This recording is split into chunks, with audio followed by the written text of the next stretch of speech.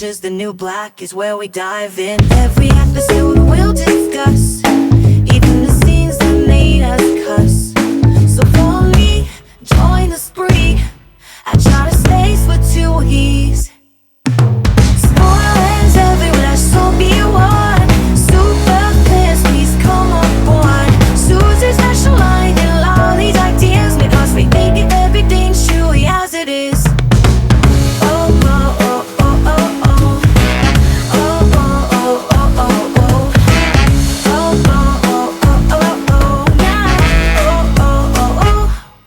Hello and welcome to Yadda Space. I'm Yadda and I'm so glad you're here. This is a rewatch podcast for the Netflix TV show Orange is the New Black. That means that there may be spoilers about things that happen in the future episodes, so please be warned. This is definitely a spoiler zone. On today's episode of our Orange is the New Black rewatch, we will be discussing Season 2, Episode 2, titled Looks Blue, Taste Red. The IMDb synopsis for this episode says, a job fair is being held at the prison which Taystee attends. Red must face being alone, and Pennsatucky leaves the shoe. And we will also be getting our first backstories from Taystee today as well. We have Michael Trim back again as the director of this episode. As we know, he's directed 11 episodes of Orange, with the most recent one being the season 1 finale, Can't Fix Crazy.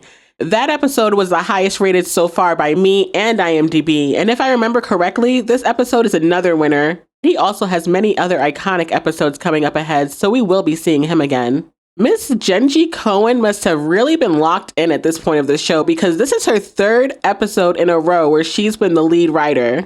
Okay, Miss Cohen, we see you, girl. She does let someone else have a turn next week, but for now, we get to enjoy another classic Cohen episode. And as I always say, I know that there's more than one person in a writer's room, so I'd like to give a shout out to the entire writing team. Thank you all for writing such a great show. You guys told the stories that were not being told, and for that, we thank you. IMDb rated this episode as 7.8. At the end of this pod, as always, I will give my personal rating for this episode, but I encourage you guys to go ahead and write your episode ratings in the comments as well, so that we can get an idea of what we the people think is actually the rating on this episode. Okay, so let's get into it. When the episode opens up, we are immediately in one of Taystee's backstory scenes. We are at a Black adoption festival and we see a young Taystee singing I Am Beautiful by Christina Aguilera. She's wearing a little button with her name on it that says Tasha. And also what I think is her birth year. It says 1992, so I assume that's her birth year. And so she's singing this song trying to impress a couple, trying to get them to adopt her. Which, spoiler alert, I think this scene is particularly interesting when we think about one of the last scenes in this series, where we see Fig and Caputo also looking to adopt, and a little girl at their adoption agency is singing to them. I love how this show does cute little callbacks like that. I don't know if they planned it when they did this scene, but I love how they brought it back in season 7. So as Taystee is singing, trying to impress these people, another little girl comes up in front of her, trying to steal her shine. And Taystee basically tells her to fuck off. Like, what are you doing, girl? Get out of here. I am talking to these people right now. Once she scares the girl off, Taystee tells the potential parents that that little girl has impulse control issues, but not her. She tells them that she's real smart. She knows the whole periodic chart. But that's when Taystee's social worker decides to pull her away and offer her shaved ice instead. Which I don't even know why she pulled her away. Sure, she was being a little bit over the top, but I mean, she's just being a kid. I don't know what little kid wouldn't want to show off for a potential parent trying to get adopted, If the potential parents weren't bothered by it, I don't see why the social worker had to pull her away, but okay. So in order to pull Taystee away, she offers her a shaved ice, asking her what flavor she wants. And Taystee responds, blue, which is not a flavor. But, if you know, blue is the best flavor. What is that flavor? I guess it's blue raspberry? Something like that. It's delicious. This episode is bittersweet for me. I am happy we're getting our first Taystee backstory. And spoiler alert, I'm happy that we're going to be back at Litchfield. Back to Litchfield. But it also is the first episode that's going to introduce the V storyline. And here she is, as young Taystee is sitting here eating her shaved ice, flavor blue.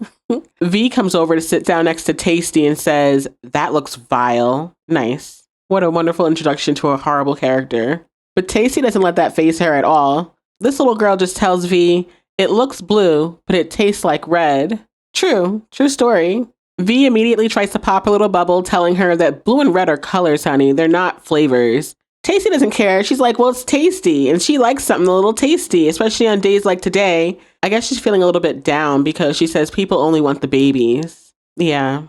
To be a kid in the system has got to be really tough. V tells Taystee that, yeah, of course they want the babies because babies are cute. Taystee's like, I'm cute. But V says that she's big, her hair's messy, she's too eager and too dark. Like, bitch, she is a child. What is wrong with you? I cannot stand this lady. Cannot stand V. Taystee tells her straight up, you're nasty. She is. You right, Taystee. And so that's when V starts asking Taystee about where her group home is located because she just assumes Taystee lives in a group home. And she does. But as V is talking to Taystee about that, a teenage boy comes up to her and hands her a wad of cash. V takes it, talking about, this feels a bit light to me. And light ain't right unless you like sleeping on the street. So immediately we know that V is a horrible person. I just can't. V is a predator who preys on children who have nowhere else to go, no one else to turn to, has them do her bidding, her illegal bidding, by the way, in exchange for a place to stay, maybe a little bit of food, some, pocket money, the illusion of family. But she does not mean these kids well. She is using them, and she is a horrible person in my book. Ugh, I hate that she met Taystee. When V dismisses this teenage boy, she tells him, all right, well, then I'll see you home for dinner, baby. Like, yeah, she disgusts me. But little Taystee is street smart. She's like, oh shit, you're a connect. But V insists that she's a businesswoman. Then V goes on to tell Taystee that she overheard her bragging about her science knowledge back there and asks her if she cares to learn a trade. A trade of what? Doing illegal things? Are you asking this, 10-year-old if she wants to learn how to do illegal things for you? This woman is disgusting. I'm sorry. But Taystee's smarter than that. She tells her, hell no, not with no connect. She says that she'd get in trouble and then she'd never find a forever family. Taystee is looking for that family love. She just wants family. That's when V tells Taystee, you might want to start thinking about making your own forever family, Taystee. And Taystee tells her, my name is Tasha. But V looks down at her and says, yeah, but Taystee suits you somehow. Like you said, everybody likes a little something tasty. So with that, it looks like V is the one who gave Tasha her nickname of Taystee. I don't know if I love the reason why she gave her the name Taystee as a child, but she's the one who gave her that name. Before little Taystee gets up to walk away, V says to her, I'll be keeping my eye on you, Taystee girl. See you around the way. Which transitions us back to Litchfield. And we are with the ladies as they're getting changed into some professional outfit choices for their job fair. It looks like a lot of the ladies that we know are in here looking through the clothes that have been donated so they can pick out an outfit for the job fair. We have Black Cindy, Taystee, Sophia, DeMarco, Morello, and Nikki, Flocka, and Leanne. But the clothes that have been donated are not the greatest. They smell and they don't look great. Morello asks the coordinator if she has anything in white because her mother says that she looks great in white, which is funny coming from Morello because we know she's obsessed with weddings. Black Cindy asks her if she has anything for the larger woman, big and beautiful. But when the coordinator points her down to the very small plus size section, Cindy is not impressed. She's like, I don't want to wear no sack. I got curves. I'm a plushious woman. Okay? I hear that, girl. Flocka makes an interesting point. She's like, if these outfits are supposed to help us dress for success for our future careers, then shouldn't they be like for maids or like for working at McDonald's or something? Which I understand her point, being that they're going to be coming out of prison and they're going to be ex-cons, I guess. It might be kind of difficult for them to find jobs. And so the jobs that she's talking about might be their first options. The coordinator tells her that they need to think bigger, dress for the career that they want. She's very much about put it into the universe, ask, believe, receive type vibes. She says, dress for success. I love that the coordinator has such high hopes for them and wants them to remain positive because personally, I feel the same way. But realistically and sadly, I don't know if those options are going to be open for them. I just hope that the world also has that mindset and is ready to embrace them when they get out. I don't know if that's going to be the case, though. Leanne halfway jokes saying that, well, if she wants to be a marine biologist, then don't they have a wetsuit for her to try on? But the coordinator is like, well, if you want to be a marine biologist, then you're probably going to have to do an interview in an office. So why don't you try this little blazer? And then she hands her one of the ugliest blazers I've ever seen. It's like a peach color, totally washes her out. Not a nice shape. I don't know. Not nice. But the coordinator tells Leanne that it's going to look great on her skin tone. Okay. Meanwhile, Sophia is over here putting on a dress that looks like it's for Tina Turner. Talking about, can someone come zip me, please? Girl, where are you interviewing in that? They make a joke about how she can't fit in the dress, but then the girls all band together and help to get her in. The girls are all joking about how Sophia probably can't zip it up because she's too broad of a broad. But in the end, Taystee, Morello, and Nikki band together to help her zip it up. Very cute moment with them. Once she has it on, Morello's like, what kind of job do you plan on getting in that? But Sophia does a little twirl and says, girl, I'm just here playing dress up. I mean, why not? What else is there to do on a random prison day? So over in the kitchen, Maria and Maritza are complaining to Gloria about why they have to be there working and Flocka gets to go to the job fair. But Gloria's like, please, she asked first and she can't let everyone go because who else is going to cook? But Maritza says that Flocka doesn't even need the job fair because her boyfriend is apparently the king of Molly. When Aleida asks what's Molly, Luschek pipes up explaining that it's a pure powder form of MDMA, adding that it's supposed to be a clean ecstasy, but it made him grind his teeth. Word? So this is where we find out that Luschek does recreational drugs on his off time. Another little factoid about him to keep in our back pocket. That's when Aleida says to him, how come you ain't in jail, Luschek? For real, Luschek has done plenty of things that he should be in jail for, as have many of the guards. And while we discuss that in season 1, there will continue to be examples of why a lot of these guards should be in prison themselves. But when Aleida asks Luschek why he isn't in jail, he says, I am in jail every fucking day. I mean, kind of, but no, dude, that is not the same. No. So the whole reason that Luschek is even in the kitchen is because he's fixing a radiator in there. Apparently it's burning up in the kitchen, but freezing cold everywhere else. Maritza says that the pipes in their bathroom froze again. So this is like a regular occurrence for them. Not great. When Daya comes into the kitchen, Gloria tells her to come over because she has something for her. Apparently, she's been a little bit constipated with the pregnancy, and so she's got a little elixir that's going to try to help her. But when Aleida sees that Gloria is giving Daya something, she's like, what's going on over there? What are you giving my daughter? And so when Gloria tells her that it's something to help her poop, Aleida hits Daya like, why didn't you tell me? But Daya's like, you don't want to hear about my bathroom. But Aleida says, of course I do. That's when Daya explodes and says, okay, Aleida, I haven't shit for 5 days. You happy? Before she thanks Gloria and storms off, leaving Aleida standing there, mouth open, looking dumb like, are you kidding me right now? She's clearly threatened by Gloria and Daya's relationship. And she says as much when she tells Gloria, what the hell are you doing? You're not her mother. I'm her mother. But that's when Gloria tries it. She's like, I think right now you're more like her aunt. I don't think that's something you want to say to somebody's mama. Those are fighting words, to be honest. Aleida tells Gloria, I didn't get a belly full of stretch marks to be no fucking Tia.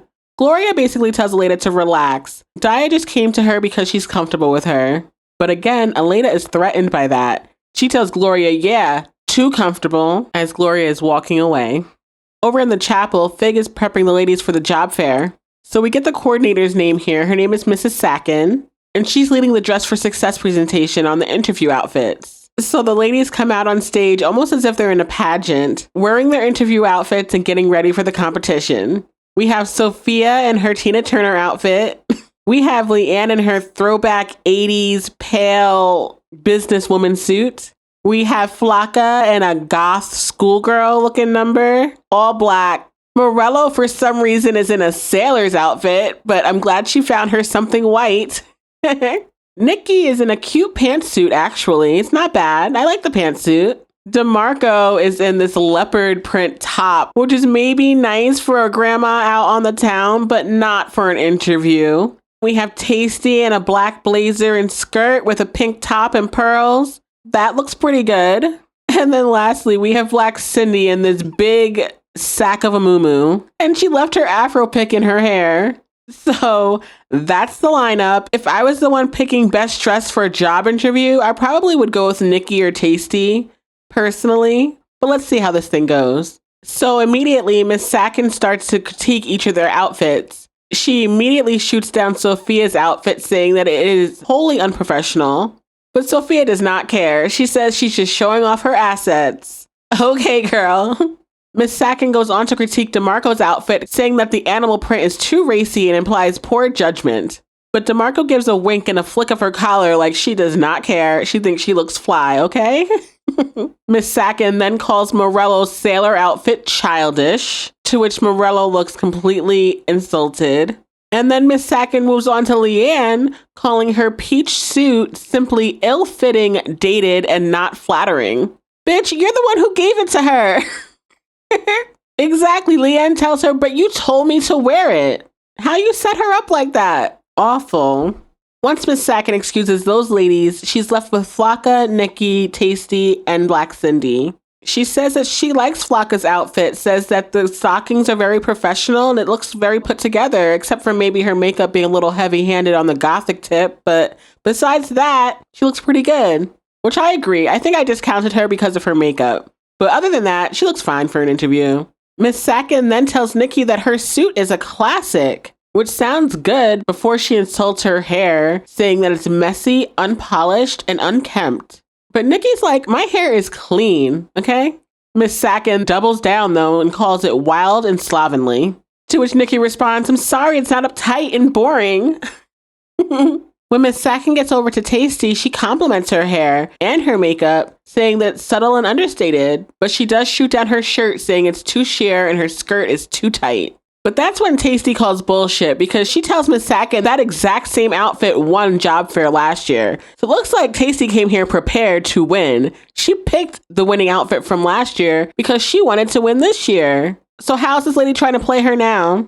And so that's when the lady tried to come at Taystee's size, basically saying that she should have picked a better fitting outfit. You know, the outfit won last year, sure, but it's not working for her this year because of her size. Miss Sacken suggests that somebody of a larger size should wear something looser, like a dress. Which is when Black Cindy steps up like, hey, Moo Moo represent. But Miss Sacken shoots her down too, saying, not as loose as that. So can any of these girls win? She was shooting at all of them. Taystee does not want to hear it. She's like, man, I still look hella office. She says when she walks in the office for the interview in that outfit, that the interviewer will be like, yeah, she knows her business. I love how Poussey is in the crowd cheering her girl on like, yeah, that's right, you go. Love it. Love to see it. So in the end, Miss Sacken decided that Flocka has won this round despite her heavy eye makeup. And Flocka is ecstatic, saying, that's right, Latina, we the winner. And that's when we get a classic line from Taystee. She says, man, that's some bullshit. Shit to the bull. That leads us back into another Taystee backstory where we're seeing a teenage Taystee getting ready to go to her job over at Storky's, which is basically a fast food spot in this universe. So when Taystee comes outside, she's talking to one of the other girls from her group home, and V walks up with a group of teenagers trailing behind her. I guess that's her posse, her crew. She runs with kids. As V approaches them, she insults the girl that's with Taystee, talking about her smoking cigarettes. But Taystee's like, you're one to talk. You smoke up and down these streets all day long.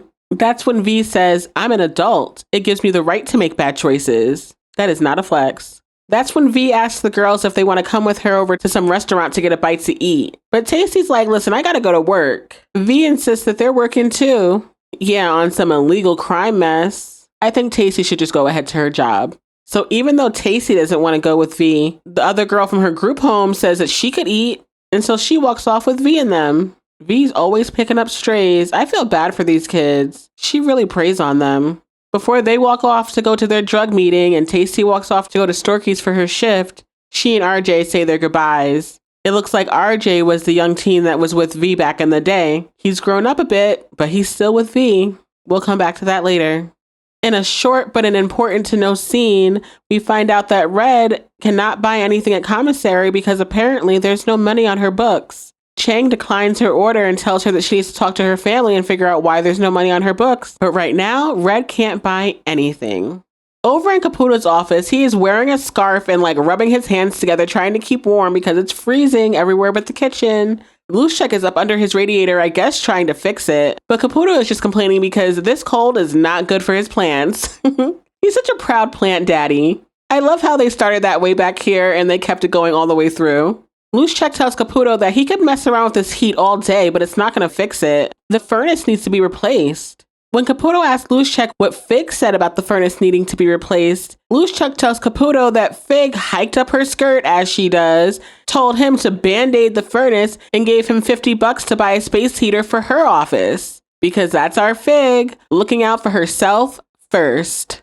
But early Caputo isn't much better. When he finds out that Luschek had change left over from buying Fig's heater, Caputo offers Luschek the difference so that he can get him a space heater for his office as well. Nice. Do we have to address the scene with Boo and the dog?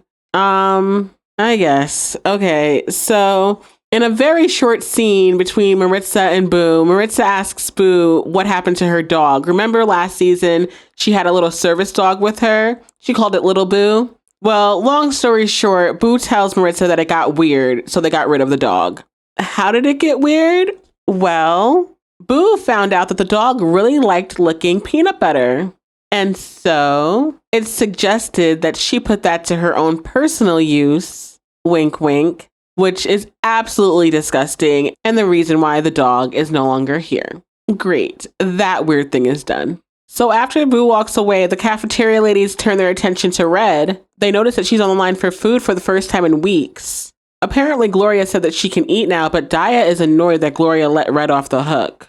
Maria says if it was up to her, she would never let Red back in the kitchen. She calls her a bear, a big Russian bear. And like a bear, she's hibernating until she gets strong again. And I gotta say, Maria can read people because I don't think she's wrong with that assessment at all. Red kind of is a bear. She may get knocked down, but she does not stay down for long, usually.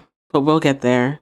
And so while we're still in this Red fight era, yeah, keep an eye out because she will be done hibernating at some point and our girl's gonna be back. The ladies give Red her food, but not before Maria doubles down in Spanish on the fact that Red is a bear.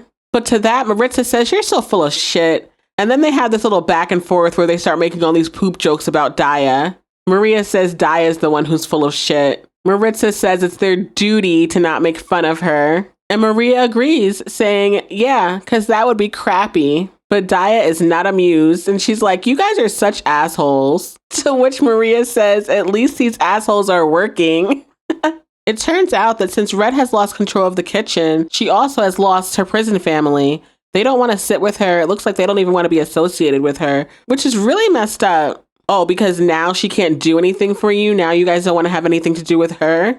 That's so crappy. But since Red has nowhere else to sit in the cafeteria, she goes over and sits down at the table with Blanca, which I think is our first Red and Blanca interaction. I love their interactions in season 5, so I can't wait to get there. But right now, I think this is our first time seeing them on camera together. But this is season 2 Blanca, and she's still in her kind of strange era, where they have her kind of just saying strange things and to the audience not being very coherent.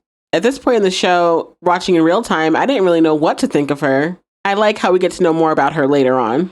When Blanca puts her head back down, Frida tells Red from across the way that Blanca says she's seen some shit. And apparently she's high as a kite on psych meds, so she's not doing well at all. And also, I think this is our first interaction with Frida and Red. And we know that the story between these two goes all the way till the end of the series. So here's the beginnings of their little frenemy situation. Frida eats over with the Golden Girls, the population of older ladies in the prison. And since Red has no one else to sit with, and she's a lady of a certain age herself, Frida invites her to come over and sit with them. But Red declines. You know Red, too prideful. I'm not an old lady. I'd rather sit here by myself. When that scene cuts, we see C.O. Fisher escorting Tiffany back into the prison. Looks like she's at a shoe. Apparently, she's been there since the fight between her and Piper at the end of season 1. When Angie sees her coming down the hall, she stops her saying, hey, what happened? We didn't think we were going to see you again. And that's when we get our first close-up of Tiffany, and we see what happened to her. Her teeth are even worse than they were before. She's missing most of them, and the ones that are there are not in good shape. She looks a hot damn mess. And she tells Angie, last thing I remember is I was an angel.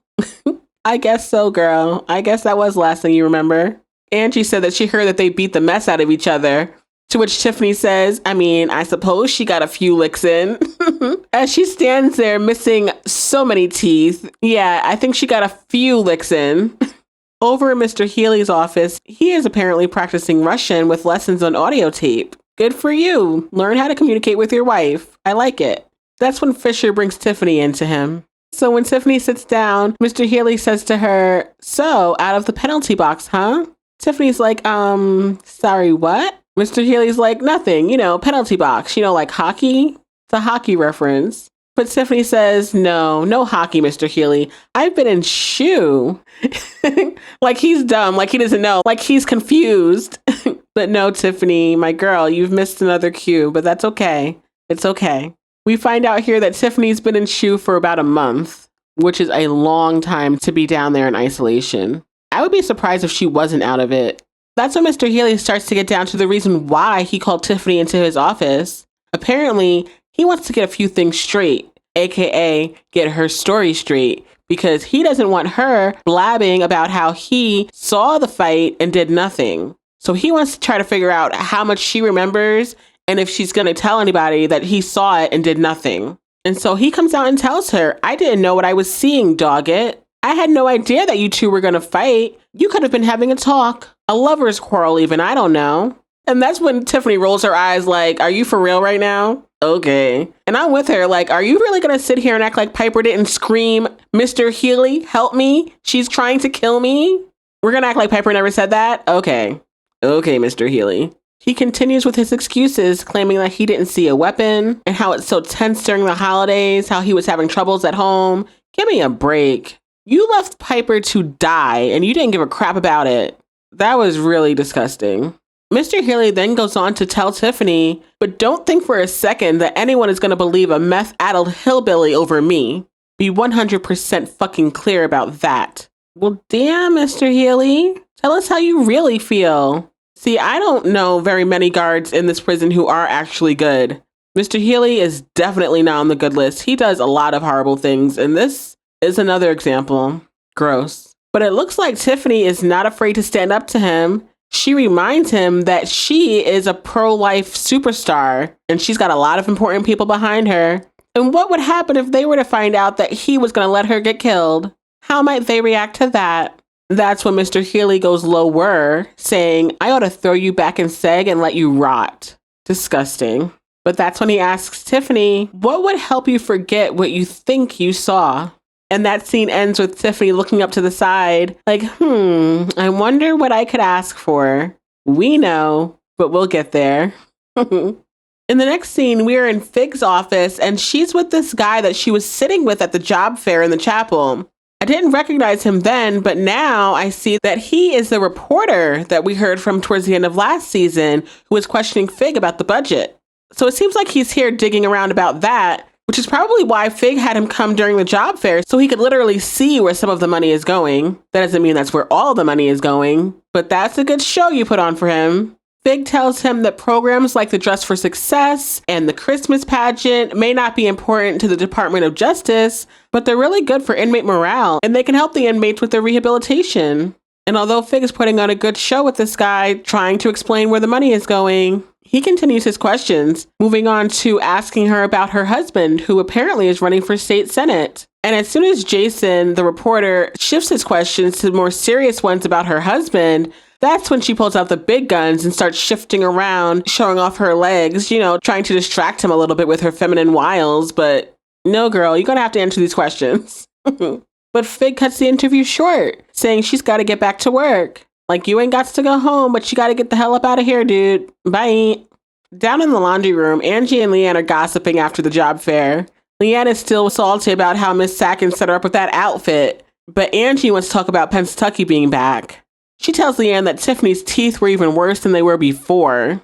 That's when Leanne kind of whispers to Angie, is it just me or has it been kind of nice in here since Pennsatucky's been gone? Like peaceful, easy, no yelling, no telling everybody that they're going to hell. Chill. So it looks like there's a little bit of dissension within Tiffany's group too. It's not just Red's family kind of leaving her out to dry, but Tiffany's prison family is apparently not thrilled with her either.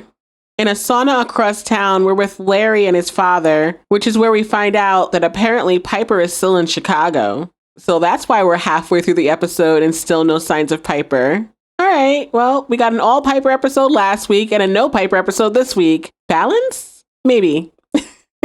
Anyways, Larry asks his dad, how did Piper seem to him?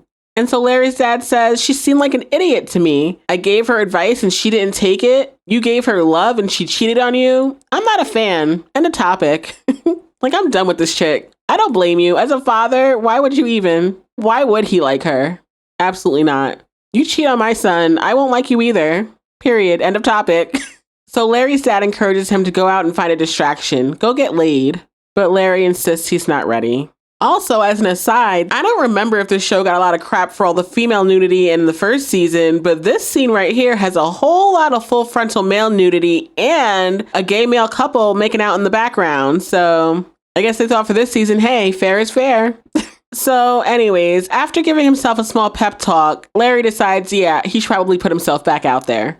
So we'll see a little bit about how he decides to do that. Spoiler alert, I hate it. So back at the prison, the ladies are meeting with another volunteer named Arthur, and he's helping them figure out ways to make their resumes better. You know, rephrasing things in more professional ways. For example, he tells Flocka that instead of saying that she helped to make sure that no one stole shit from her cousin's store, she should say that she monitored inventory and provided security. You know, make it a little bit more clean for your resume. Poussey tells him that she wants the kind of job where she can just chill, you know? Chill out and collect a check. Girl, don't we all? But Taystee catches on to making things sound professional very quickly. She says that because she worked at Storkey's, that means that she has experience in the food service industry. And because she can remember shit and add real fast, that means that she has high retention abilities and exceptional math skills. Exactly, Taystee. You get it, girl. She's so smart. So much potential. When Arthur meets with Morello, she tells him that she just wants to get married to Christopher and have his babies and make the house look nice. Frankly, there's nothing wrong with a simple life either. Nikki is very irritated at the fact that her aptitude test suggests that she would be a good fit as a correctional officer. She's like, are you aware that you just told an inmate in prison that she should become a correctional officer? What the fuck is wrong with you? Yeah, I don't think that's an option for her. When he gets to Janae, she's very upset, saying, well, I do want to be a professional athlete, but you don't just snap your fingers and become that. I know, girl, you got to work for it. So do that. See, if she wants to become a professional athlete, I don't think that dream is shot for her. Even with a record, does that disqualify her from sports? I don't think so. Janae, you can get out, work hard, and do your thing. Stop it. Suzanne tells Arthur that she would like to work with mentally ill children. She thinks that she could offer them some insight into what they might be experiencing, and that might be helpful in their healing and recovery. I mean, maybe, Suzanne, but I don't think, given your history, that that's the best choice for you. But we'll get there.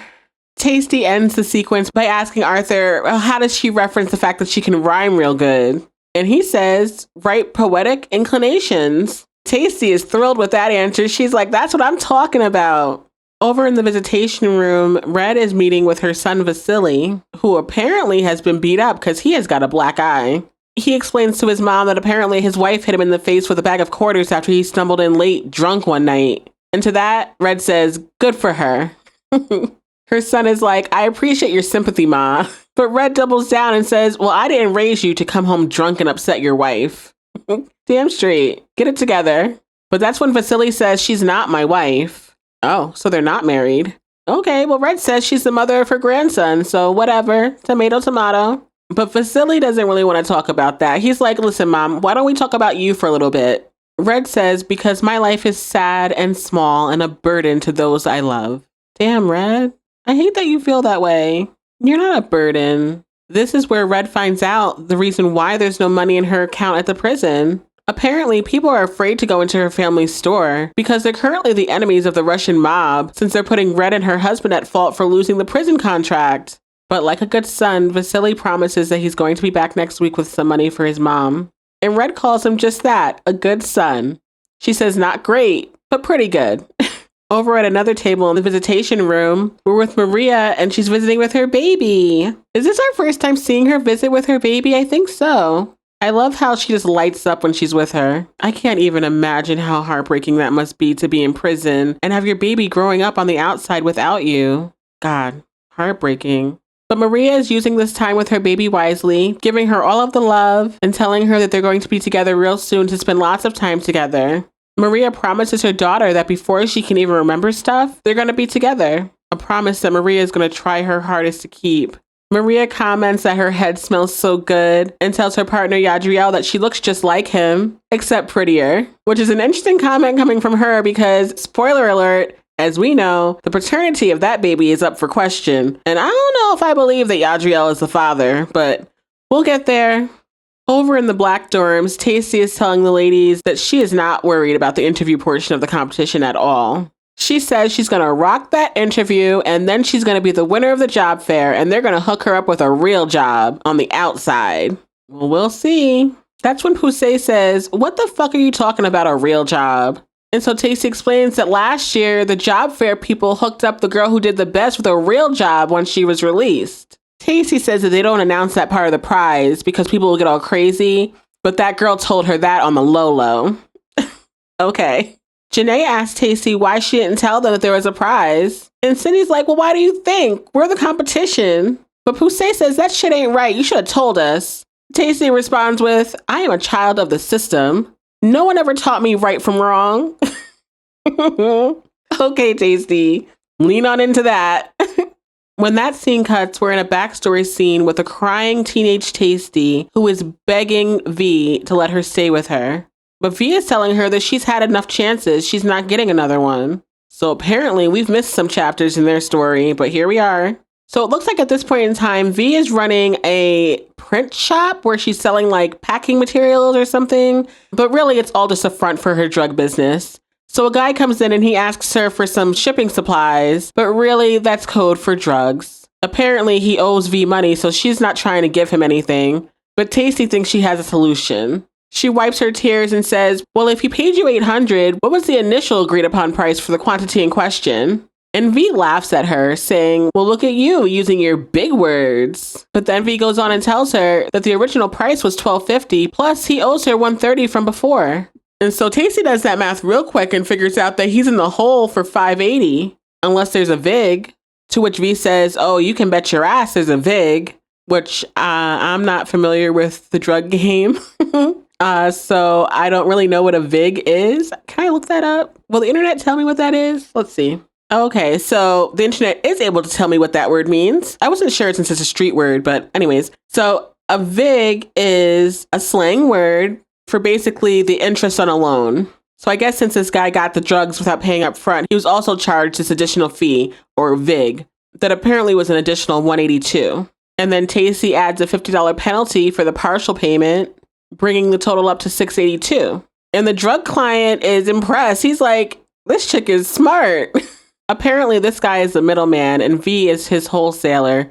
He's trying to get this product out to his clients. And Taystee notices that and says he seems pretty desperate. She suggests that V gives him half now and the other half when the debt drops to zero. The drug dealer doesn't like that plan, but V goes for it. I love that Taystee has the skills to survive out there in that world basically by herself at that young age, but I really hate that it's brought her to V's doorstep. Sure, she can be an asset to V, and so V is willing to take her in at this point, but at what cost? You know? Damn. I hate that she knows V. But anyways, let's continue.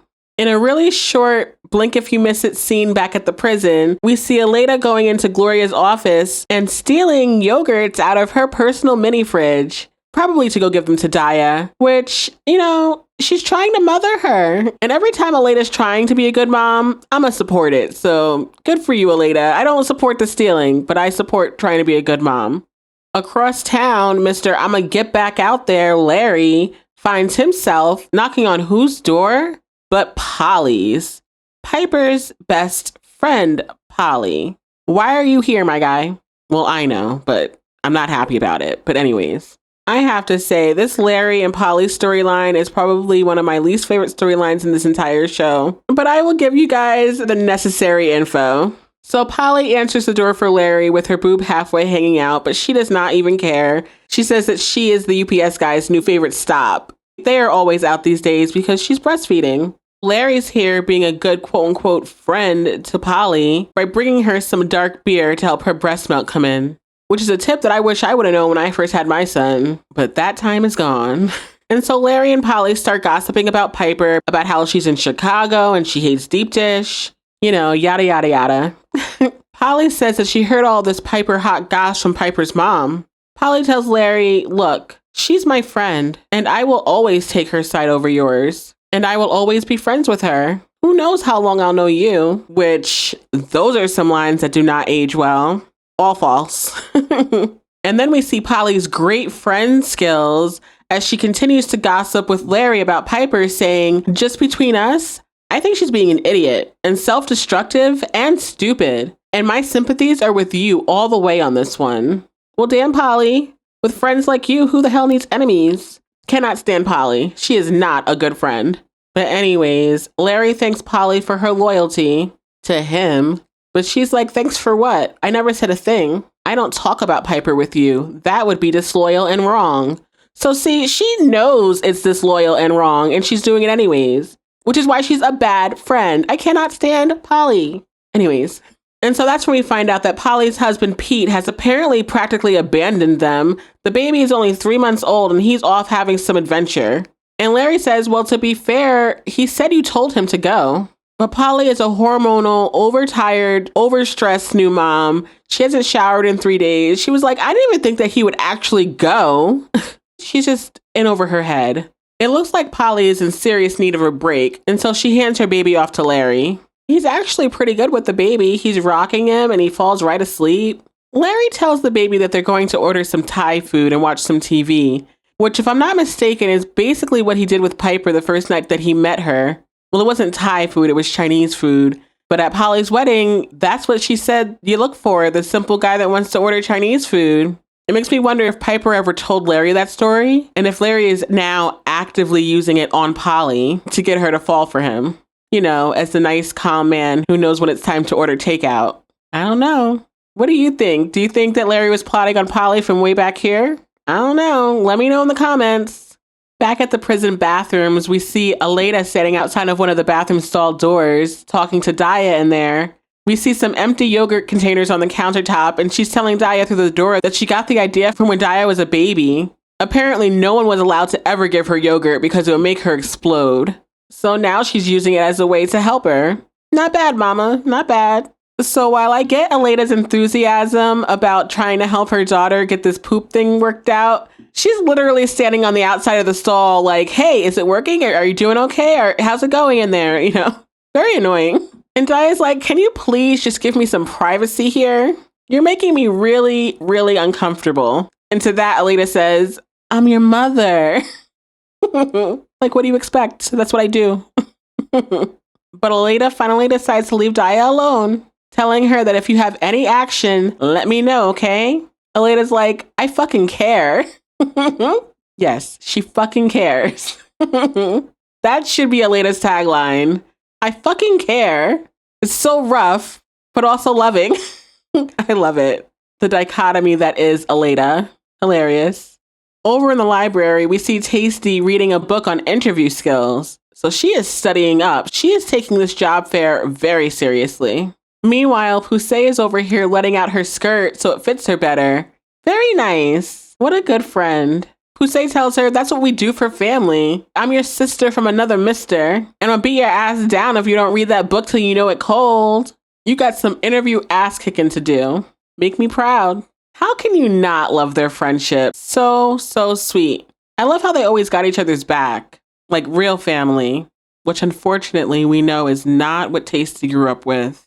That leads us into another backstory with Taystee and the quote-unquote family that she grew up with. We're in V's kitchen and she's cooking up something on the stove when Taystee walks in, super excited. Apparently, she was sent on a trip to find something to brand their drugs with. And because Taystee's a creative, she had a little bit more fun with it than what was required. She's so excited because they have all these fun art supplies at the Hobby Lobby, which I can understand her excitement. Like she says, back at her group home, all she got was broken crayons and dried up glue sticks. So especially for a creative like Taystee, I mean, she didn't really have the opportunity to express herself in that way. And now she can. So yeah, she's excited at her big age. So as Taystee's going on and showing off all of the supplies she got from the craft store, Taystee and RJ are sitting at the table explaining to V that it would be a good idea to put something on their product that makes it memorable. But V kind of shuts them down, saying it doesn't really matter about what's on the product. It matters about the quality of the product.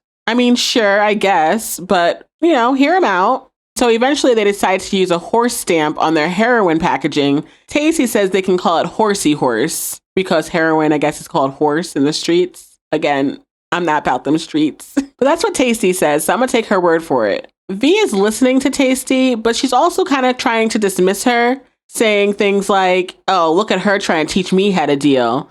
But Taystee says, y'all are laughing now, but one day you can come visit me when I'm on Wall Street and having some white boy get me lunch. And I'm wheeling a big old deal, and he's talking about, Miss Jefferson, you have a call on line 2. Which is funny because we know later Taystee is somebody who is answering phones for somebody that we know, but we'll get there.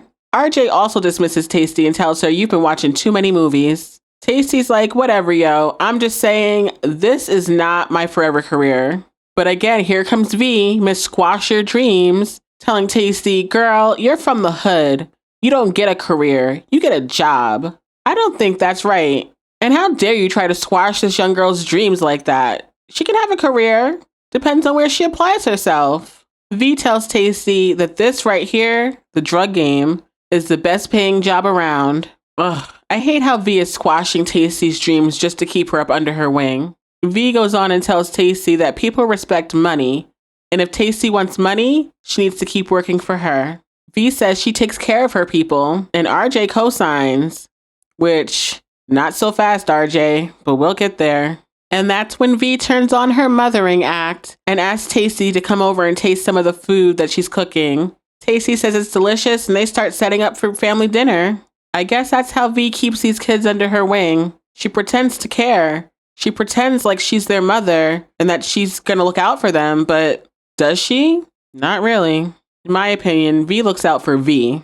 As they're setting up for dinner, Taystee is looking at V like this is the moment. Like this is what she's been waiting for her whole life. This mother, this brother, this whole just family vibe. It's what Taystee always wanted. And she looks really happy. I just wish it was real. Back at the prison, we see Red in the cafeteria and she's reading another young adult novel. Why is Red always reading young adult novels? But anyways, this one is called We Are the Goldens by Dana Reinhardt. So y'all can check that one out if you're interested. As she's sitting at that table reading by herself, all the Golden Girls come and sit beside her. And as Red sees them descending upon her table, she turns like, I am not interested in talking to you people. Please leave me alone. Red tells Frida, I appreciate the gesture and everything, but you don't need to do this. Frida tells Red, we're old and invisible, so why not be old together? I mean, well, that's sad, but also sweet. It's nice that they have community, but it really sucks that they're kind of looked over. Red takes off her reading glasses and says to Frida, are you calling me old? Again, Kate Mulgrew, hilarious. She's so good. One of the other Golden Girls says, how about matured, like a big branchy tree? And another says, well, with snow white roots, which brings Red's attention to her hair, which apparently has grown out, showing her grays at the roots. She tells the ladies, oh yeah, that's right, I gotta deal with that. Frida's like, or not. It doesn't matter. Who are we trying to impress? Word, who are you trying to impress in there? Chill on out. The next thing that we see is Tiffany getting into the prison van with Morello at the driver's seat. Morello's like, okay, so where are we going? And that's when we find out that they're taking Tiffany to the oral surgeon. She's apparently getting a surgery that's going to take hours and hours and hours. Tiffany's finally getting her new teeth. Morello turns and looks at Tiffany saying, well, good for you, doggett. Congratulations. And Tiffany smiles so big, showing these horrible teeth. Really, really great. Fun scene. So over in the chapel, we have a representative from the Philip Morris Company, which I believe is a cigarette manufacturer, who's here to conduct the interview portion of the job fair competition. But Poussey is not impressed. She's in the audience talking about, I thought special guest meant something like Monique or Wesley Snipes or something. Not some cigarette hawking fucknut reminding us that the only people who want to hire felons are already hated by everyone else. But that's when Black Cindy makes an interesting point. She says they're not so bad. People can decide for themselves if they want to smoke. The real evil are the companies killing us without consent. Monsanto, Rio Tinto, Big Pharma, BP, Halliburton. Black Cindy says she's been reading and there's some dark shit going down. Girl, You ain't never lied. Uh-huh. And honestly, this show is really good when it makes social commentary like that. I like when they throw little things out there like that make people think, make you want to go look some stuff up, see what's going on out here in this world. I appreciate it. I think it's fun when it comes from the more comedic characters like Black Cindy, because usually she's joking around, but on this, she's dead ass serious. So Taystee and Flocka take their seats and begin the interview portion of the competition. When they sit down, Flocka gives the interviewer a flirty greeting, while Taystee gives him a very professional one, saying hello and thank you so much for taking the time to see me today. Flocka says that Gloria has been her best boss because she's very organized and plays good music. Okay, good qualities, good qualities. Taystee says that her greatest strength is her positive attitude, as well as her aptitude for rote memorization. Okay, Taystee, very good. Flocka tells him that she uses her time very efficiently and she's almost never late. To which Pusey in the audience says, she was late today. Well, she said almost. I mean, so if you remember the flashback from earlier with Taystee helping V with the client who owed her money, well, this is how she presented that story to the interviewer in a more professional light. Taystee tells him that at her old job, a long-term client was about to take his business to a competitor. But Taystee was able to meet with the customer and change the way they handled his account on a day-to-day basis. And so with that, she was able to keep the business, which, you know, good job, Taystee. That was a great way to flip that story. I think it sounds very impressive. Flocka then goes back to her flirty vibes, telling the interviewer that she thinks it's very important to have close, intimate relationships with your coworkers. As she starts to rub his leg, saying, it's good for morale, you know? Yeah, girl, I'm so sure. Out in the audience, Cindy's like, okay, but that's like a foul. Like this is a sports game they're watching. That's a foul. Flag on the play. Absolutely not. And so the interviewer concludes the interview portion of the competition, but not before Taystee gets the last word. She starts rattling off all of these facts about the company and how it would be such a pleasure for her to be able to work there. You know, just buttering him up, showing off all kinds of facts that she's apparently researched about the company, which is actually a really good thing to do in an interview. So Taystee was on point. She came to win. Taystee tells this man that his company tore the market up in the face of a world that was trying to tear them down. And then she concludes with, now that's the company for me. Remember what we're clapping for. This is a cigarette company, but okay, I got you, Taystee. Get that job, girl. Seal that deal. And the crowd goes wild. They're all very impressed by Taystee's response. Oh boy. Okay, so we're back in another Taystee backstory scene as she's sitting here dressed in all black, holding a picture of RJ because apparently he's just passed away. Taystee tells V that she's afraid to see RJ lying there at the funeral. And V does comfort her like a mother would, telling Taystee that he's still our RJ, he's just not in that body anymore. So I can totally see how Taystee feels like V is a mother figure for her. V was definitely there for Taystee in some really trying times. So from Taystee's point of view, I understand why she has that love for her. Unfortunately, we know that that love does not go both ways, and V is always plotting something. So like Piper when she met Alex, Taystee, you're in danger, girl. That's when V says, I raised that boy. I watched that smile go from snaggletooth to lady killer. V says, I swear he could charm the fish out of water. I think that's one of the most disgusting parts of V, to me, personally. The fact that she preyed on this kid when he was a kid, basically raised him as his mother, and then developed an inappropriate relationship with him as he aged. Disgusting. Taystee doesn't want to hear all that. She is distraught. She is missing basically her brother. So she's like, how can they get away with this? But V explains that the cops claim that he was armed. And then she puts on a great show talking about how she told him not to carry a gun and how it might look being a black man walking around the city at night with a gun. Give me a fucking break. I mean, the first time watching this show through, I bought it. I probably did buy it. I probably was like, oh, you know, she was looking out for her kids. What a nice lady. She took these kids in off the street. But being that this is a rewatch podcast and knowing what we know, this woman disgusts me. So while Taystee is here crying, mourning her brother RJ, V tells her that she's got her now. She's going to take care of her. Taystee says, you can't promise that. But V insists I protect my babies. This one just got away.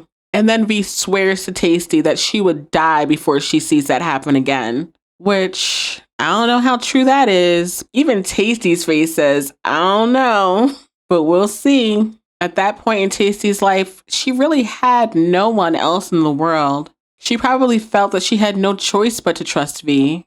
Back at the prison, we have Aleida and Gloria standing outside of the bathroom waiting on Daya to find out if she's pooped yet. And Daya comes out telling them, victory! They're all so happy. Just 3 grown women excited about poop. Aleida thinks it was her yogurt that did it. Gloria thinks it was her elixir. But Daya doesn't want to make anybody feel bad. She's like, I think it was a combination of both things. Everybody helped. Daya's like, it don't even matter. I am so happy now. That's when Bennett comes around the corner asking, hey, what's going on here? Like, why are you guys all so happy? And so Aleida tells him Daya finally shit. And Gloria says, yeah, a big one. And Daya's like, oh my God, I can't believe you guys. Like a teenager who's just been totally embarrassed by her moms. Daya goes off whining out of embarrassment, but Gloria tells Bennett that he should go after her. Make sure she's okay. But I feel like he should have known to do that already. Like, dude, act like you care. But anyways, once he goes to check on Daya, Aleida says to Gloria, we embarrassed her. But Gloria's like, whatever, it happens. Mothers embarrass their kids. Like, she'll get over it. She'll be all right. Back at the chapel, it's time to reveal the job fair winner. And the interviewer says that the winner is Tasha Jefferson, Miss Taystee. And the crowd goes wild. Black Cindy and Poussey are up on their feet, just cheering on their girl. Once everyone starts to leave the job fair, Taystee tries to catch up to Fig, asking her, hey, so how do I get in touch with somebody about that job? I heard you get hooked up with one if you win this thing. But Fig tells Taystee that winning is a victory in itself. She goes on to say that the girl who told Taystee that she got a job was lying. This is not a contest. You do your best because that's what you're supposed to do. And then Fig, who sounds like she's under a lot of pressure right now and very stressed out and overwhelmed, goes on a whole tirade about how everybody wants something from her and she is not their mommy. She tells Taystee to grow up. And Taystee looks like she wants to cry. She didn't deserve all that. Fig sees Taystee's face and catches herself. She's like, all right, in acknowledgement of your hard work and success, an award of $10 will be added to your commissary fund. Enjoy. And Taystee's happy with that. She's like, well, okay, yeah, that's something. Thank you. Thank you, Miss Figueroa. I mean, yeah, at that point, once you realize that there is no job to be had, to get anything out of the deal is something. So I understand Taystee being like, all right, I'll take it. When Taystee's done thanking Fig, she turns around and sees who standing in the doorway of the chapel? But V, dressed in orange, and Taystee's face drops. She says, oh shit, right before we get our orange screen indicating the end of the episode. So there you have it, folks. Looks blue, tastes red. As a reminder, IMDb rated this episode a 7.8. But let me think about my rating for a moment. Well, first of all, I'm really glad that we're back at Litchfield this episode. We're back with our girls. We're out of Chicago. Very happy about that. So that's already getting points for me. I'm also glad to finally see a Taystee backstory. Taystee is one of my favorite characters on the show. Shout out Danielle Brooks. In my mind, Taystee is another lead on the show, and I really, really enjoy her story. So I really enjoyed getting her first backstories here. But with that, we get one of the top 3 worst villains on the show, in my eyes, V. V is played by Miss Lorraine Toussaint. And shout out to you, Miss Lorraine, because you play the hell out of this character. You play this character so well that I cannot even stand her. You play her very well. You do evil, manipulating, deceitful, very well. So shout out to you. You did V proud. That said, V is the reason why I don't like to rewatch season 2. She stresses me out too much. She makes me too angry. But for you guys, I will do it. We will be watching season 2 together. Hopefully she does not bring out the worst in me. I think it's fun that this is the episode that kicks off Tiffany's new teeth journey. That plot line was always pretty funny to me. I also love that this episode was really an ensemble episode because this week with the job fair, we got to see so many of the characters shine throughout the whole job fair process, which was really refreshing after last week being stuck in Chicago with a bunch of people that we didn't know. So happy to be home with our girls and happy to see them shining because as we all know, that's my favorite part of the show anyways. The ensemble, the characters. So with all that in mind, taking in the good and the bad, yeah, sure, I'll go ahead and agree with IMDb. I'll go with the 7.8. 7.8 for looks blue, tastes red. But that's just me. Don't forget to comment your favorite lines from the episode and let me know what your personal rating is for this week's episode. Mine again was a 7.8, but what do you guys think? I would love to hear yours. The next episode, we will be rewatching Season 2, Episode 3, titled Hugs Can Be Deceiving. The IMDb synopsis for that episode says, Piper is challenged by her so-so experience. Morello gets her heart broken, and a figure from Taystee's past arrives to disturb the status quo. So a lot of new things happening next episode. Looks like we'll be introduced to So-So, which is a character that I mostly like, even though I know she's kind of debated in the fandom. I mostly like So-So. I'm really looking forward to her storylines with Poussey. And it looks like we get Piper back next episode. Yay! I'm just kidding. I've warmed up to Piper. She's fine. For now. She's going to start bugging me next season, but we'll get there when we get there.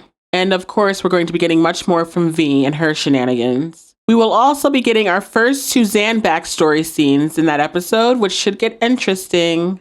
Yeah, I'm not a fan of how V treats Suzanne, which is another reason why V is on my top villains list. But we will get there as well. So we are officially off down this V storyline heavy season. While she is personally one of my most hated characters, there are still some really good stories that are told this season, including some of my personal favorite backstories. So I can't wait to get into all of them, starting with Hugs Can Be Deceiving next time. As always, thanks for hanging with me in Yadda Space. Just so you know, I've been having such a good time chit-chatting with you guys about Orange is the New Black. I am just a neurospicy lady trying to break out of my shell. Self-promotion does not come easy, but I know it's a must to keep the podcast going. Every time you guys listen to the podcast, you like a post, you comment, or you share a post on social media, you're helping this little podcast to grow, and I can't thank you enough for the love and support. If you've been hanging out in Yadda Space for a while now and you're enjoying the Back to Litchfield podcast, please consider leaving the podcast a 5-star rating on your favorite podcast platform. Also, if you're able and want to go the extra mile, please consider checking out our Patreon. And be sure to follow us on your favorite social media apps for bonus content from the show, as well as updates about the podcast. And if ever you're searching for the pod, remember, it's just like the theme song says, Yadda Space with 2 E's. Thanks again for your continued support. It means so, so very much. I'll catch up with y'all next time here at Yadda Space.